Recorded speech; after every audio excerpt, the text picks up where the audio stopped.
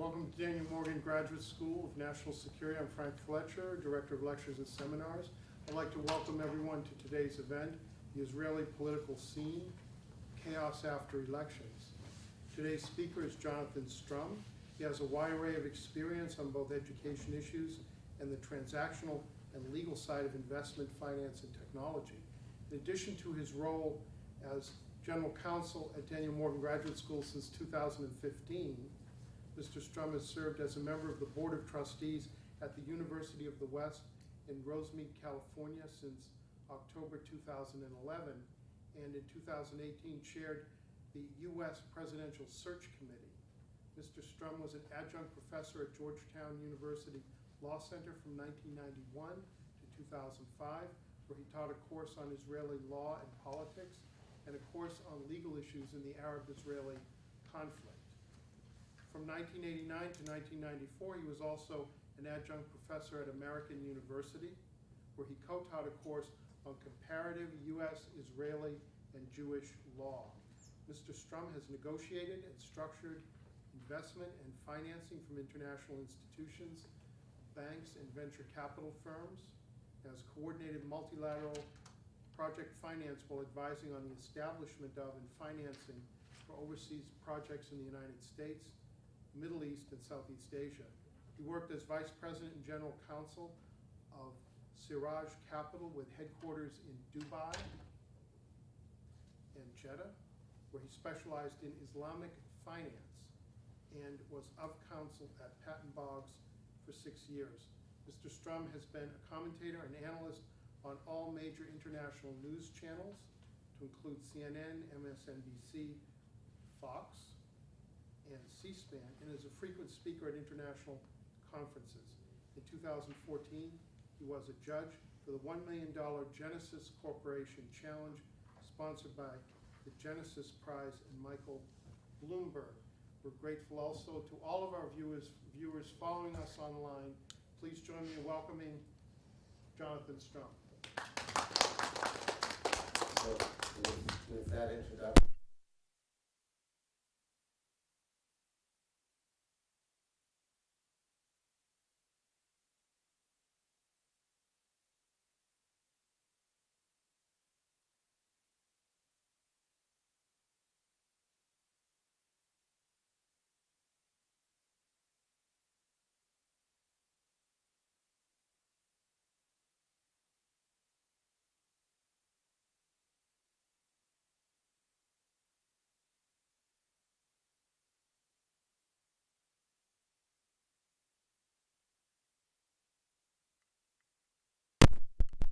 in 9 months. So how do we get there and where do we go from here? So, and as I indicated a little bit before, I was checking my phone before just to see what had happened in the last couple of hours, and I'll talk a little bit about that a little bit later, but there's been a lot of developments. There's the Justice Minister,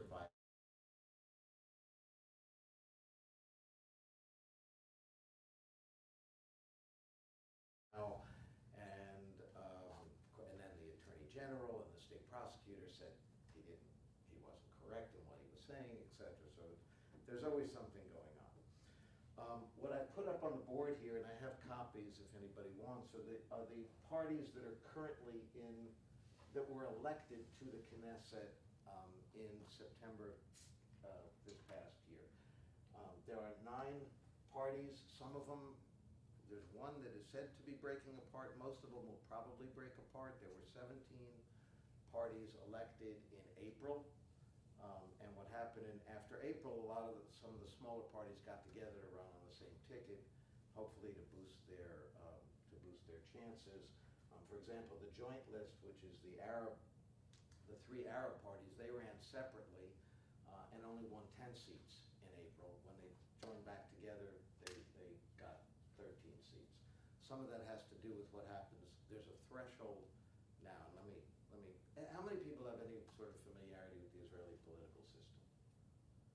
Okay, so I'm going to do a little bit of background because I think that's kind of necessary. Try not to spend too much time. Well, at first, obviously, Israel's a parliamentary democracy. So there's a 120-seat Knesset, and it is strict proportional representation, unlike the Brits or some other countries. basically, if you get 25.9% of the thing, you get 25% and there's some makeups, because parties often have, there's currently a threshold of 3.25% to make it into the Knesset, because before that, for the first 40 years of the state, there was a 1% threshold. So you had a plethora of parties that could hit that 1% threshold, so you might have 20 parties in the Knesset. So in order to reduce that and to sort of try to reduce what they used to call the tyranny of the minority, or the tyranny of the small parties who had 1% of the vote, but could determine whether or not a coalition stayed in power, they've eventually raised it to 3.25%. So what happens is, if you've gotten enough seats, you're still going to have a bunch of seats left over. So they have different parties will enter into pooling agreements that, no, you can get my leftover, seats to sort of boost, the party's representation. For example, in the last election, in a somewhat unusual twist, Blue and White, Kahol Lavan, partnered up with Yisrael Beitenu for their seat sharing list.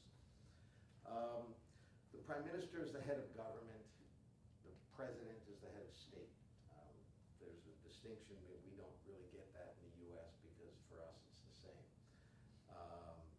Some think of it as the Queen is the head of state in the UK, and Boris Johnson is the Prime Minister, is the head of government. The President is mainly ceremonial, but in large effect he has some influence on these elections. He gets to choose after an election who gets to try to form a coalition government. In this last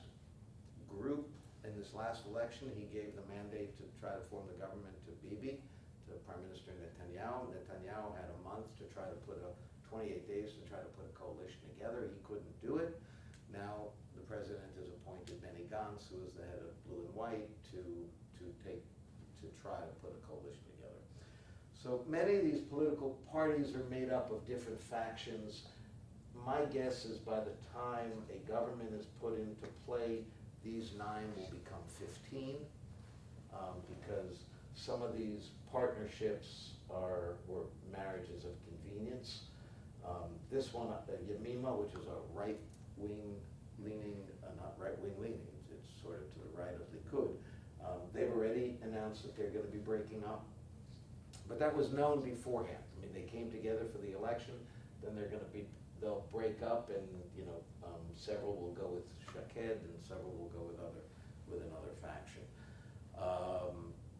There has never been a political party in Israel with an absolute majority. The largest that ever happened was 56 for the Labor, what was the Labor Party, in 1969. And somebody here, I was thinking somebody was coming who might remind me that at one point they did kind of have a majority, but that was not after an election. Since the founding of the state, there have been over 90 parties represented in the Knesset. So that's 71 years. There's been at least 90 parties. I was trying to find out how many the most was, but I remember a government with over 13 parties in it. And you can imagine what it's like to try to govern when you have 13 different political parties in it, because everybody has their own interests.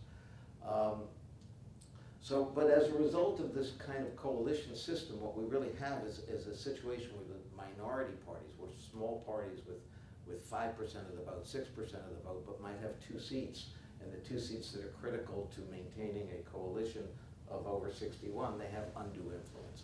This is particularly seen with regard to the religious parties. The religious parties, there was one party in Israel in the early founding of the state called the National Religious Party, which was a member of every government for the first almost 50 years of the state. Didn't matter whether it was a left-leaning party, left-leaning government or right-leaning government.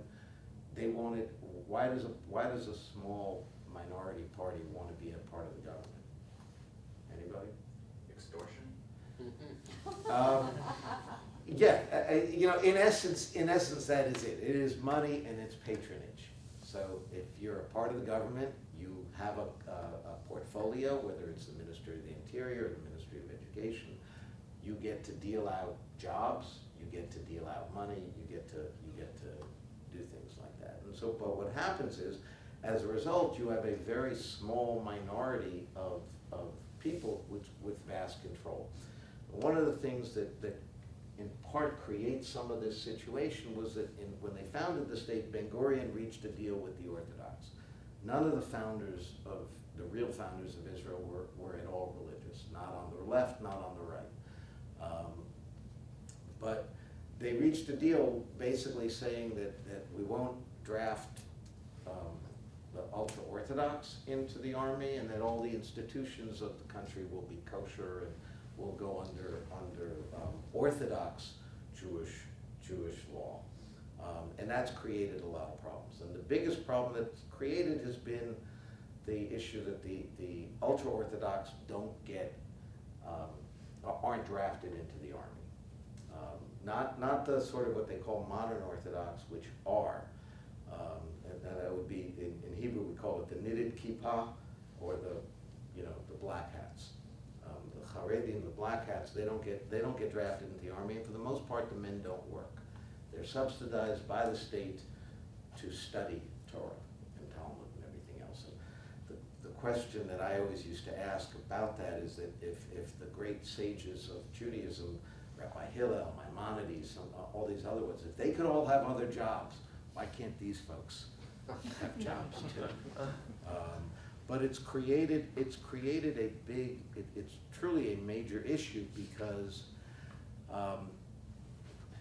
this party, the last government fell because Avigdor Lieberman, who was a former chief of staff to Benjamin Netanyahu, and broke with him a long time ago, but was also a defense minister in the previous government of Bibi, broke with him over, there was a draft law that was going to require that the ultra-Orthodox serve in the army, because the ultra-Orthodox, mostly UTJ, which is the Ashkenazic version of the ultra-Orthodox, which are mostly anti-Zionist.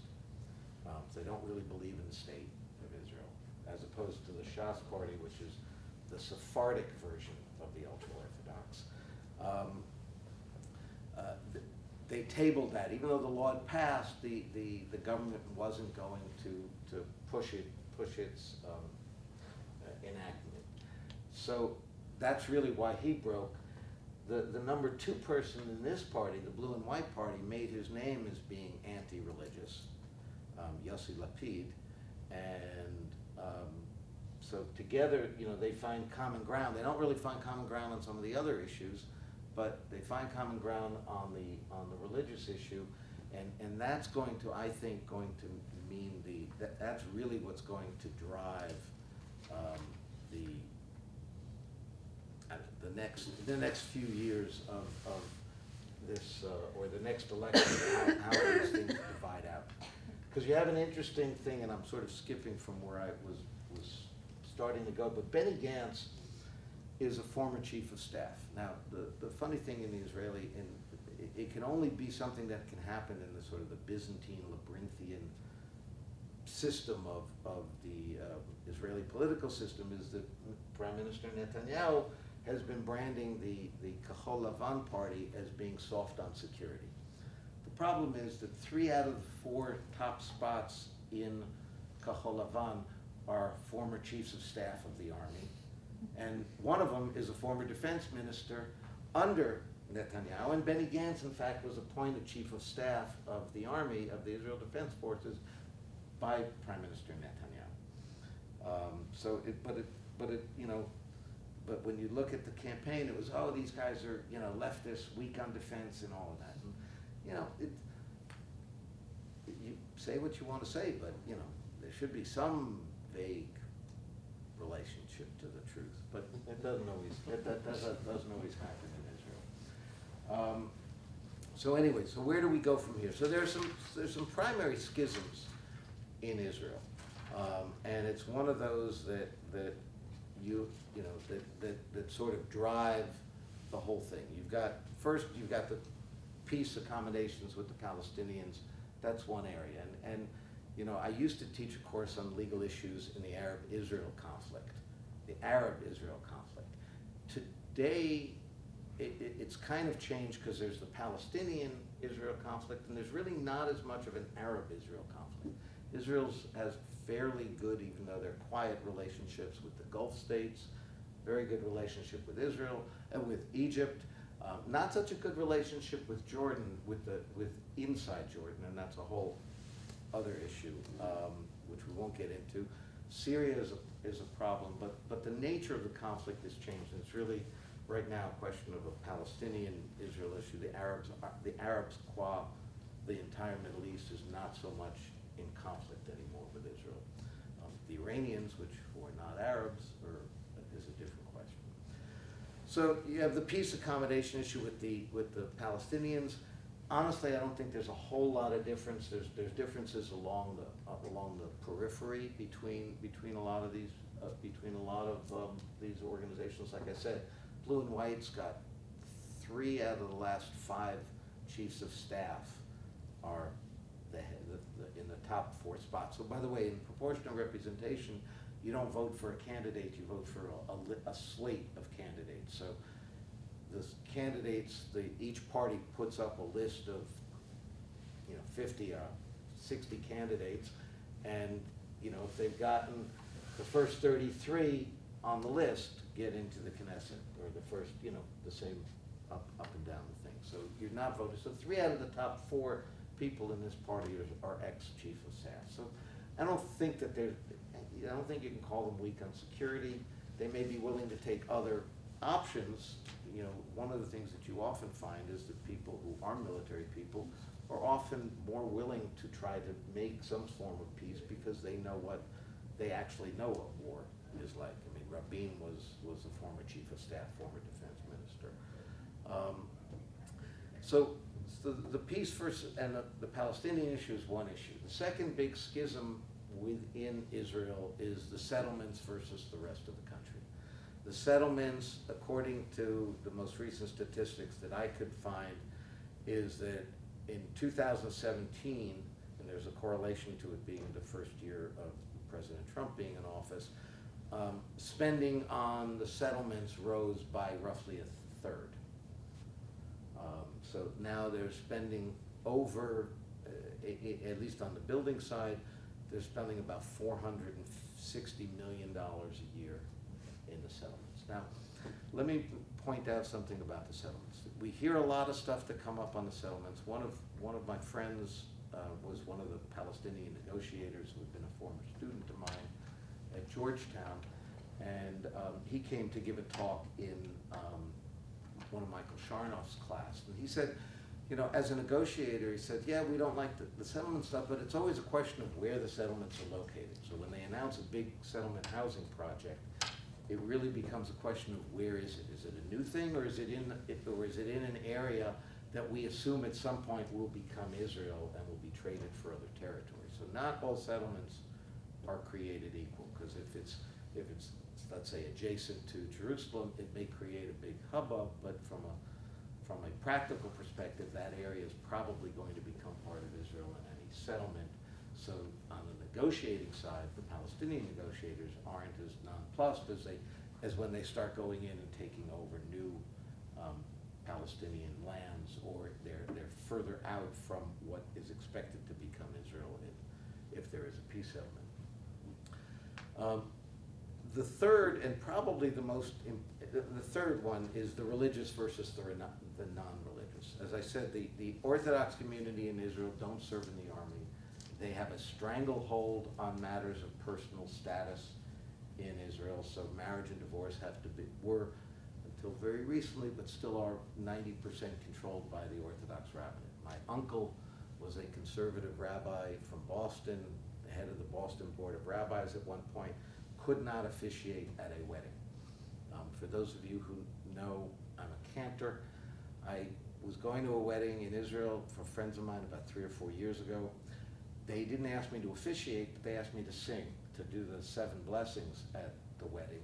The rabbi who was there to officiate would not perform the ceremony if I sang the blessings, because I wasn't Orthodox.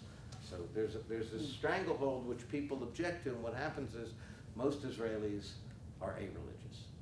They're not only just non-religious, but many are anti. Most of my friends are pretty much anti-religious in Israel. For those who don't know, I used to live in Israel. I went to high school there, and I spent a couple of years back after college playing basketball. So you have, as I said, most of the people, the men are paid to study, so poverty in the ultra-Orthodox community is rampant. And they have many children. Since television is more or less not allowed, there's not much entertainment.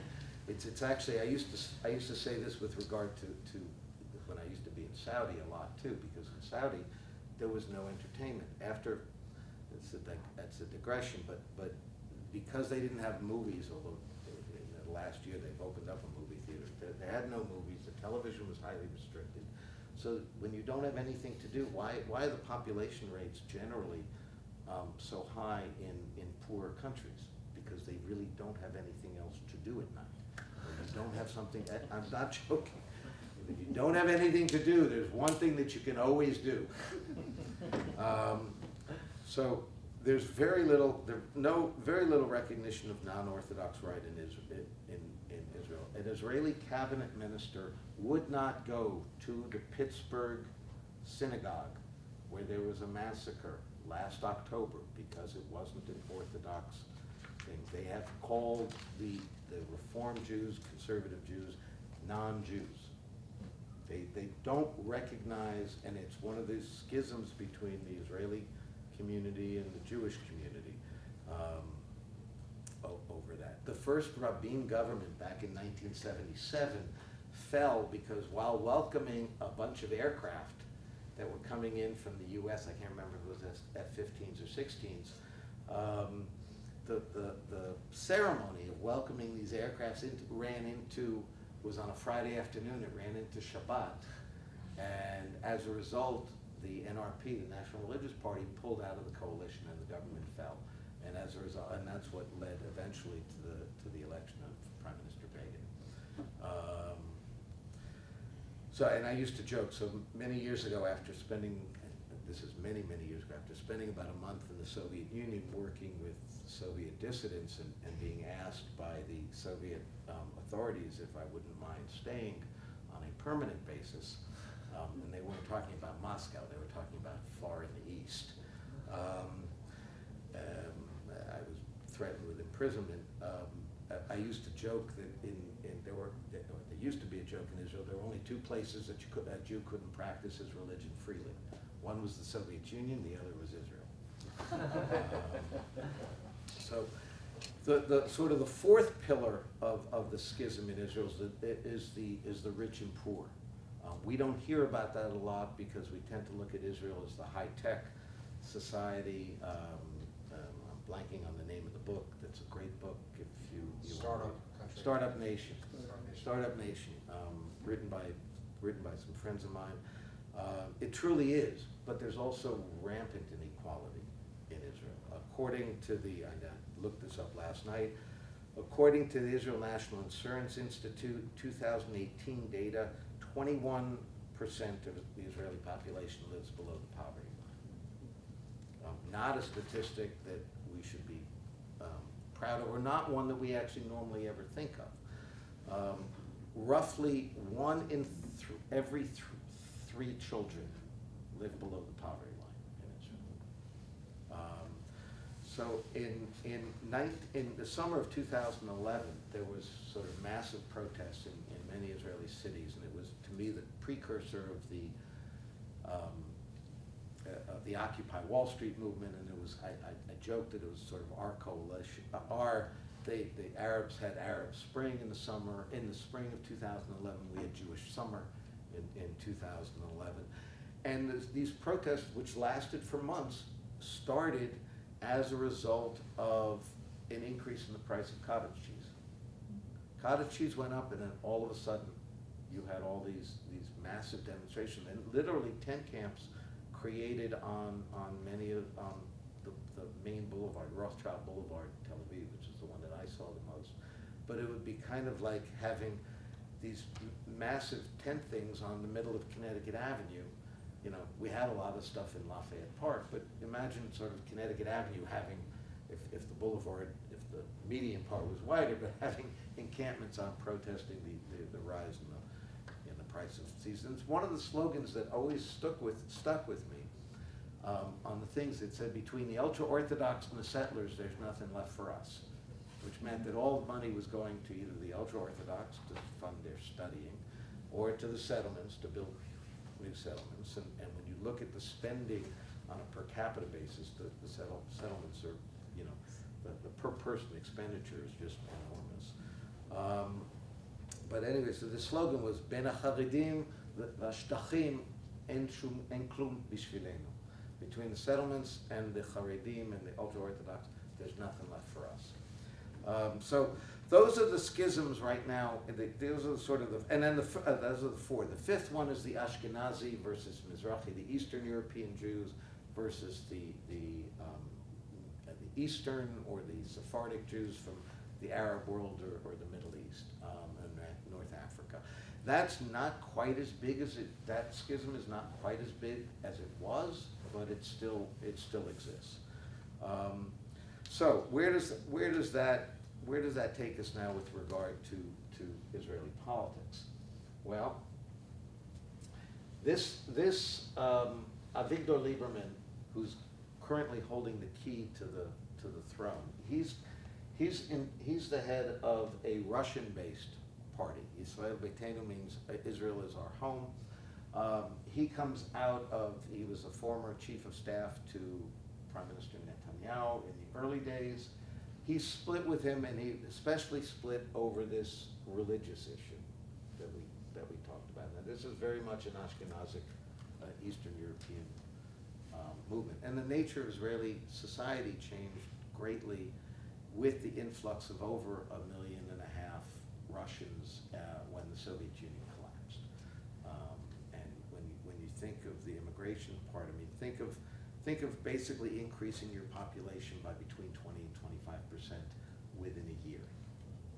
It was a logistical nightmare. There was all sorts of things, all sorts of issues that came out of that. But you know, and in those days, you know, now when I was growing up, you had English and Hebrew and Arabic were the official languages. Now Russian is not an official language, but if you go on the streets in Israel, Russian is frequently the language of both of talking, but also of advertising. And a lot about Russian advertising, rather Russian-based stores and chains. Right now, in the elections, he's got 9 seats. It's actually, I think that it's changed from, it's actually 9 right now. He's been pushing for a national unity government between the two major parties, between Likud and Blue and White, with the idea that if you get rid of all the other parties and just have those two, they could potentially govern. That's not happening, mainly because the Prime Minister is facing indictment on 3 major counts. And he's determined that he goes first in any rotation, and Blue and White is saying, hey, wait a minute, we have more seats, and you're facing indictment, so if anybody's going to go first, it's going to be us. And right now, it's at a stalemate. Bibi had a month to put together a coalition. What he did right after this last election was created a pact with the Likud, Shas, UTJ, and Yamima, which is a block of 55, and said we're going to only go in as a block. And he was doing it in part because he knew that he was trying to beef up his side. As I said, historically, both Shas, but the religious party, Shas and UTJ, have served in all sorts of governments. They care less about the politics, they care a little bit more about the money. But one of the UTJ ministers, current ministers, and UTJ, Shas, and Likud and Yamima are all currently in the government, because there still is technically a functioning government. So they are members of the current coalition. one of the main leaders of UTJ has already said that he wouldn't have a problem serving in a Gantz-led government, but he's not sure whether their voters are ready to do that or not. I just lost the train of my thought, but, so anyway, so right now, he's trying to put together a coalition. He's got two basic options. He can either go, and the Joint Arab List, first of all, there are 3 parties involved in that, and there's 3 members, 3 of those seats did not recommend that Gantz, after the election, the president meets with all the parties to see who they think should have a chance to form the government. Only 10 out of these recommended that it be Gantz in the very beginning, which was somewhat of a surprise. But there's tremendous opposition within Israel, and certainly from the right. Gantz creating a government that would be based on support from the Arab parties is politically untenable in Israel. You had a problem with this back when Rabin was the prime minister, when they were trying to get Oslo through.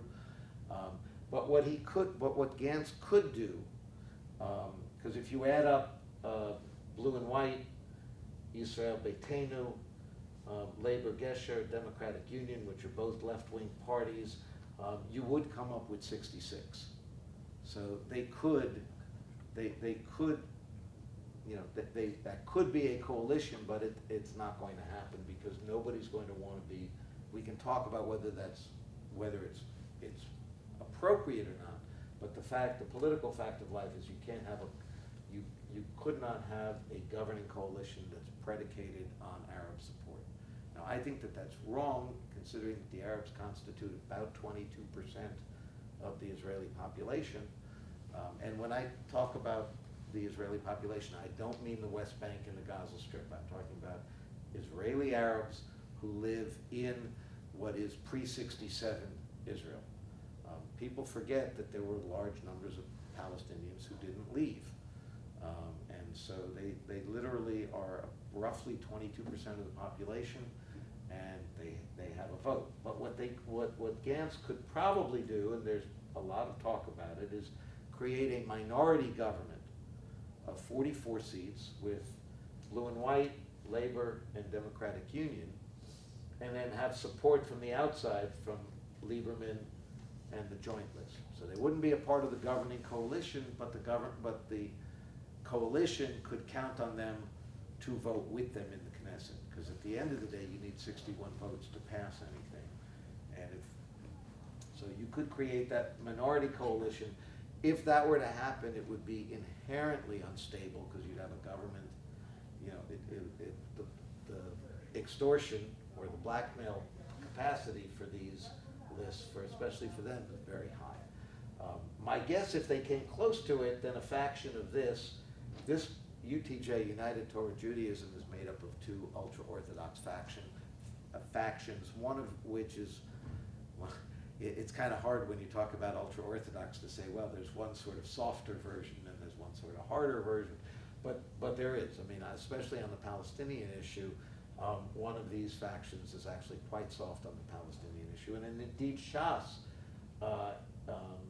which follows the rules of the Sephardic the chief rabbi, he was traditionally a little bit less hawkish than some of the others. So my guess, if they tried to form a minority coalition, you'd see parts of these 2, parts of Shas and UTJ, the 2 religious groups, break off and try to join the coalition, but that would be inherently unstable. So let me just do a couple of things on the 3 cases that Bibi is facing.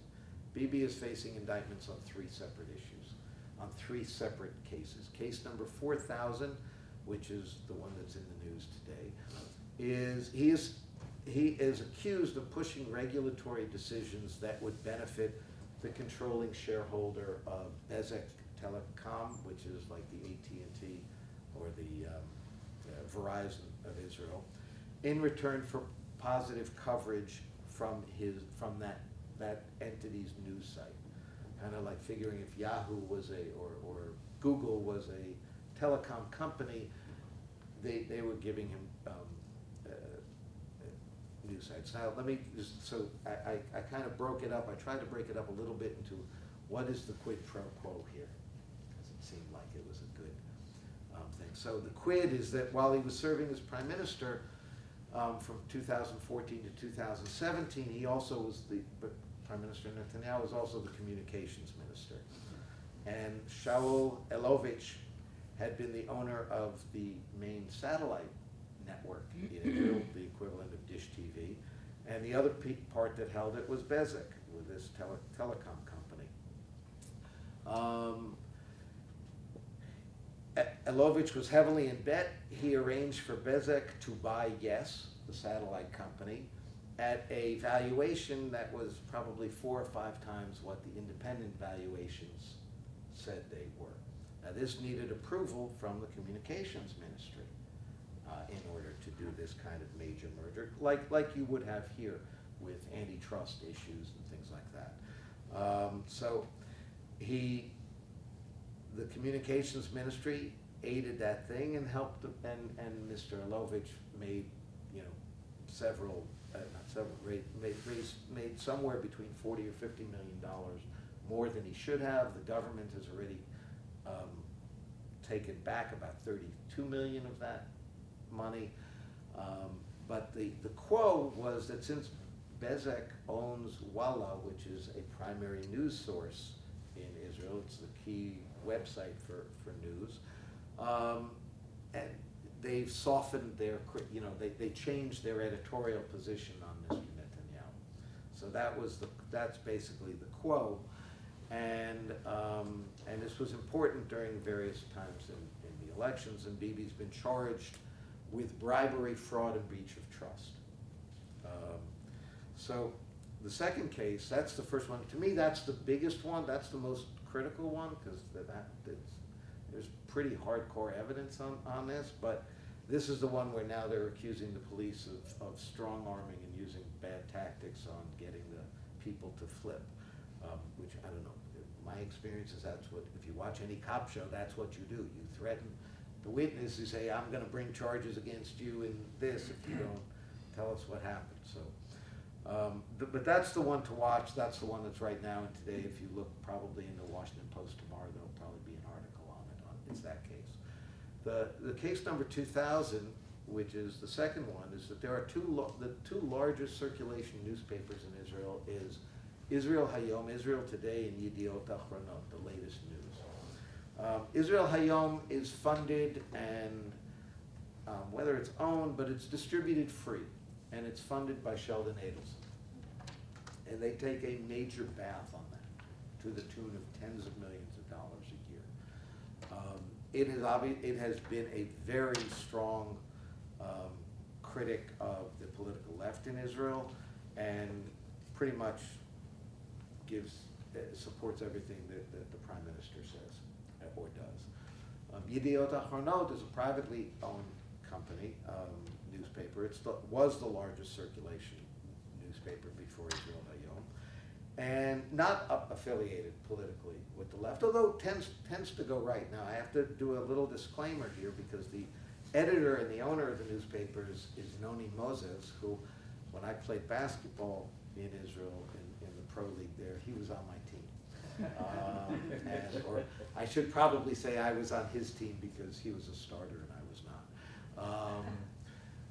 But his family, it's an old family newspaper, and so here they've got all of these newspaper recordings with Bibi saying, if you don't change your coverage, I'm going to come after you with everything I got. And Noni says, well, if we change our coverage, are you going to, are you going to ease up, or are you going to help us get rid of Israel Hayom? And Bibi saying, yes, we will. And then they saying no, and they've got all of this stuff on tape. So the quid is that Netanyahu discussed the possibility of him curbing the circulation of Israel Hayom, and the quo would be that Yediot Ahronot would treat Bibi and his family much lighter and help him in the upcoming elections.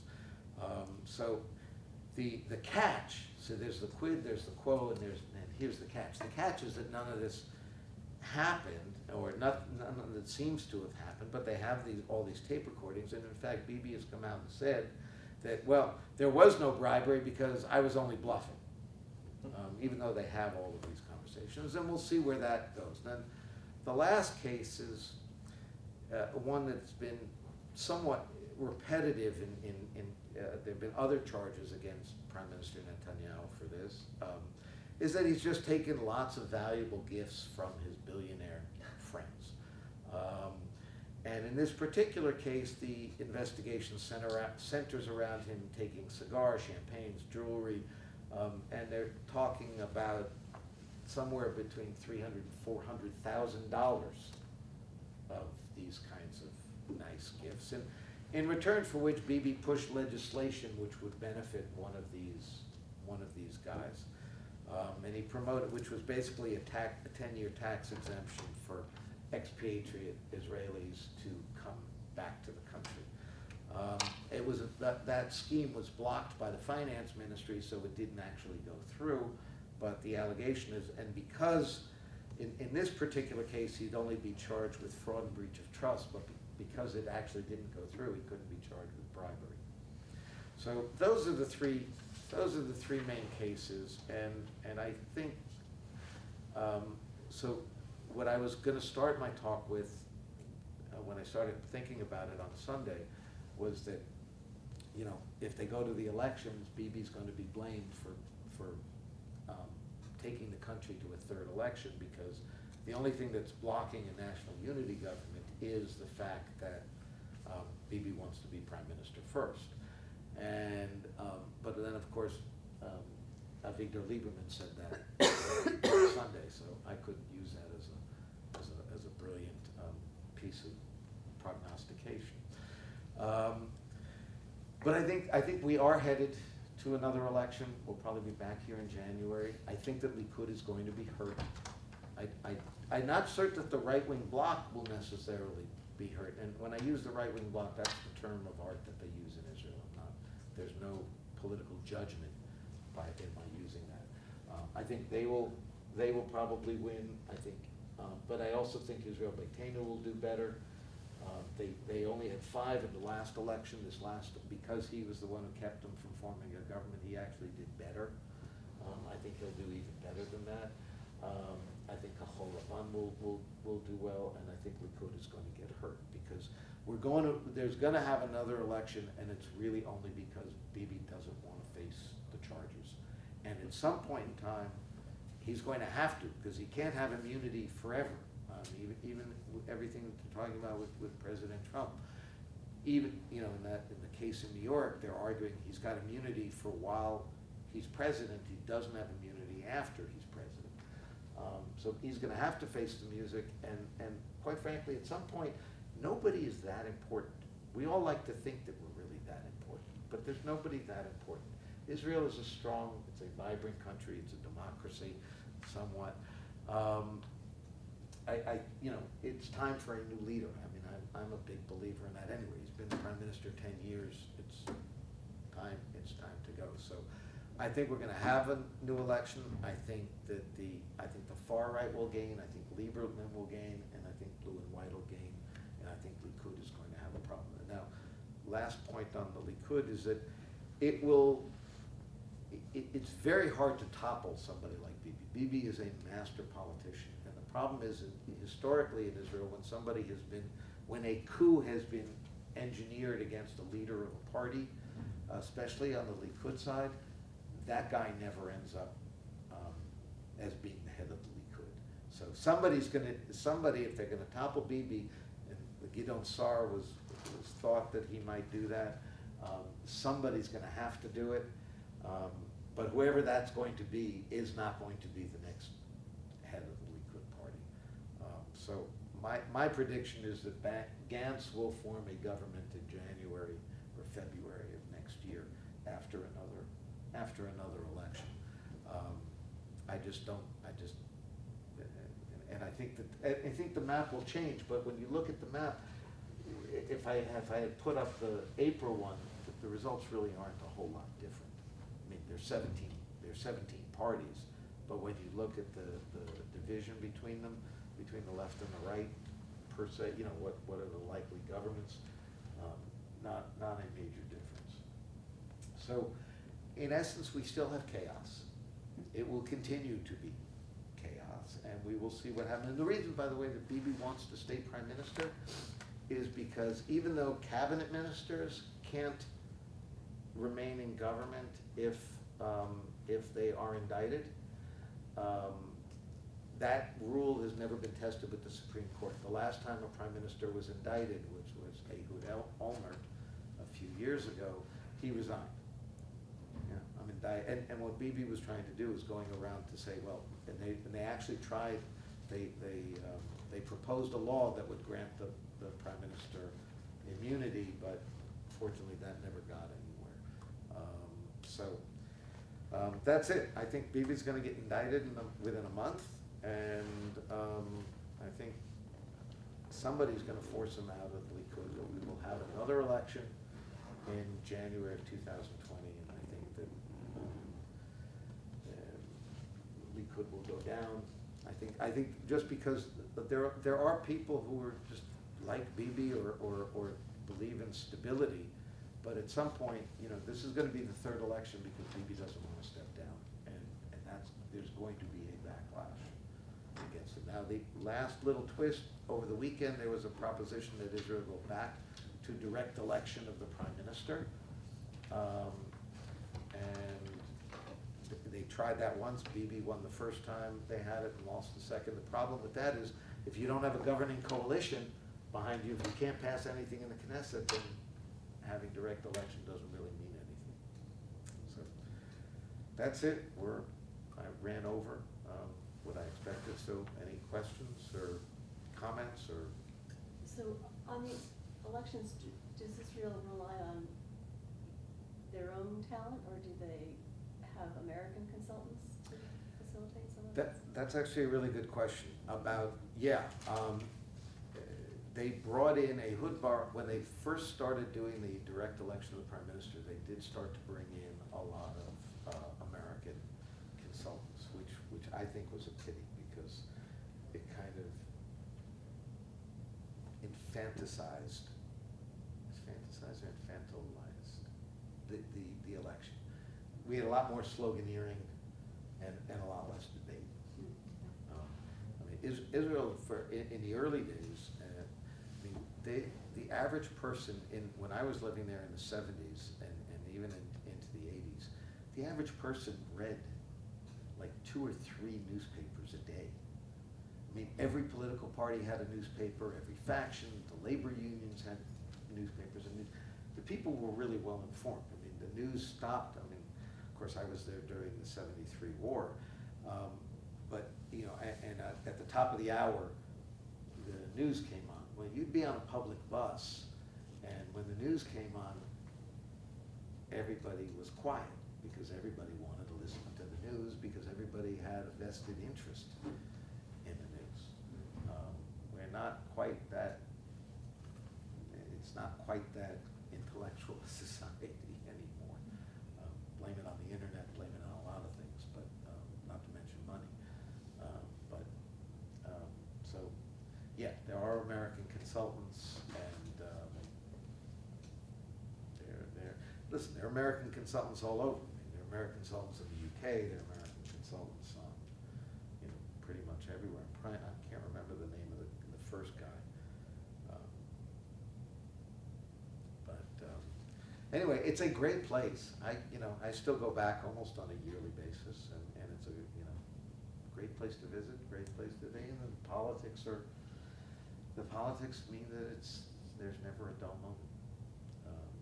And literally real developments. I mean, not like what I say here. I mean, I can turn the TV on or off here, and you know, so they're still talking about impeachment. Not a whole lot changes on a daily basis. You know, the details may change, but over there, there's usually something. There's usually something real that happens on a daily basis that can affect the outcome. So we're still in chaos. I think we'll stay in chaos for a while longer. What is the origin of having so many parties? Does it grow out of the East European experience of, while everyone lacked political, this is one theory, Jewish communities lacked real political power, but in their own communities, in the synagogues, everyone had a voice. Everyone could speak up and participate in arguments and then what maintains this? They could raise the percentage and reduce the number of parties. Well, like I said, they've raised the percentage from 1% for the first 40 years, then it went to 2%, and now it's at 3.25%. So they have raised it in part to do that, but there's also the old saying that you have 2 Jews, you have 4 opinions. So that's part of that, and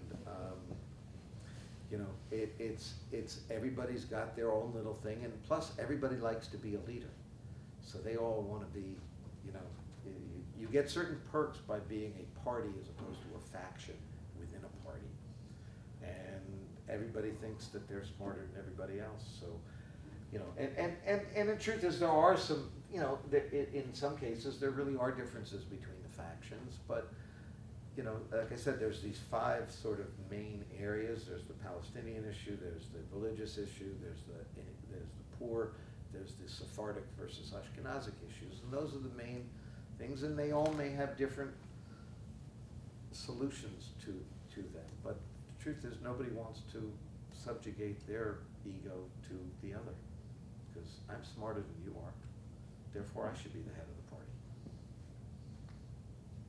And there's very little cost to that, because most of the stuff is publicly financed.